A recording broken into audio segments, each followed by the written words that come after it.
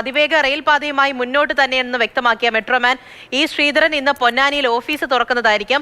പദ്ധതിയുടെ project report തയ്യാറാക്കാനുള്ള ഉത്തരവ് ഒരാഴ്ചയ്ക്കകം പുറത്തിറങ്ങുമെന്നാണ് E Sreedharan ആവർത്തിച്ച് പറയുന്നത്. അരുൺ അമൃതനാഥാണ് വിവരങ്ങളുമായി നമ്മളോടൊപ്പം ഉള്ളത്. Arun, good morning. ഇപ്പോൾ ഇതിന്റെ ബാക്കി എന്നോണം തന്നെ നമ്മൾ പറയുകയാണ്. കഴിഞ്ഞ ദിവസം മാധ്യമങ്ങളെ കണ്ടപ്പോഴും പറഞ്ഞത് ബജറ്റിൽ നേരിട്ട് പ്രഖ്യാപനം വന്നിട്ടില്ല, പക്ഷേ ഇതിവിടെ നടപ്പിലാക്കുക തന്നെ ചെയ്യും. DPR ഉൾപ്പെടെയുള്ള കാര്യങ്ങൾ, അതിന്റെ പദ്ധതി റിപ്പോർട്ടൊക്കെ ഉടൻ തന്നെ മുന്നിലേക്ക് വെക്കുമെന്നാണ് ഇ ശ്രീധരൻ പറയുന്നത്.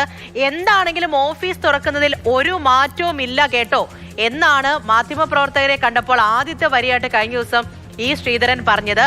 എന്താണെങ്കിലും ഒരു പദ്ധതി പുള്ളിയുടെ മനസ്സിലുണ്ടായിരിക്കല്ലോ. ഓഫീസൊക്കെ തുറന്ന് എങ്ങനെ പ്രവർത്തിക്കാനാണ് തീരുമാനം? ഗുഡ് മോർണിംഗ് പൂജ. അതായത് ഇങ്ങനെ ഒരു അർദ്ധ അതിവേഗ റെയിൽവേയെ കുറിച്ച് യാതൊരു ഔദ്യോഗിക അറിയിപ്പും നമ്മുടെ മുന്നിലേക്ക് വന്നിട്ടില്ല. ഈ പദ്ധതി നമ്മൾ അറിയുന്നത് ഇ ശ്രീധരനിലൂടെ തന്നെയാണ്. അദ്ദേഹം ഇത്തരത്തിലൊരു പ്രഖ്യാപനം നടത്തുന്നു. റെയിൽവേ മന്ത്രി ഇത്തരത്തിലൊരു ദൗത്യം അദ്ദേഹത്തെ ഏൽപ്പിക്കുന്നുണ്ട്. DPR തയ്യാറാക്കാനുമായി മുന്നോട്ട് പോവുകയാണെന്ന് ആദ്യം ഒരു പ്രഖ്യാപനം നടത്തുന്നു.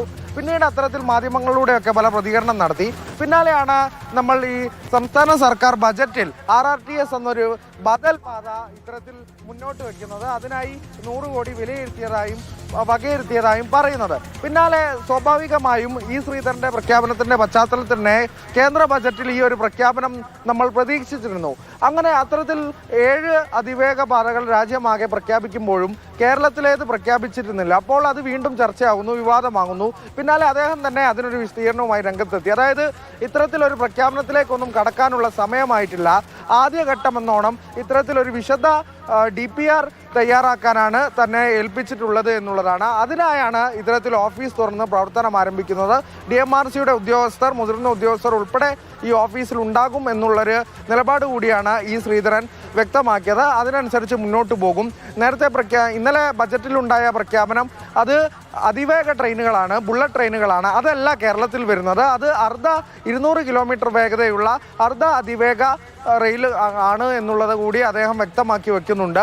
അപ്പോൾ അത്തരത്തിലുള്ള പ്രവർത്തനവുമായി മുന്നോട്ട് തന്നെ മിഷൻ ഓൺ ആണ് എന്ന് പറഞ്ഞു വെച്ചുകൊണ്ടാണ് ഇന്ന് പൊന്നാനിയിൽ എന്തായാലും 9:30 അദ്ദേഹം ഓഫീസ് തുറക്കാൻ ഒരുങ്ങുകയും ചെയ്യുന്നത്. ഒരുപാട് ആശയക്കുഴപ്പങ്ങൾ നേരത്തെ പൂജ സൂചിപ്പിച്ചതുപോലെ ഇതുമായി ബന്ധപ്പെട്ടുണ്ട്.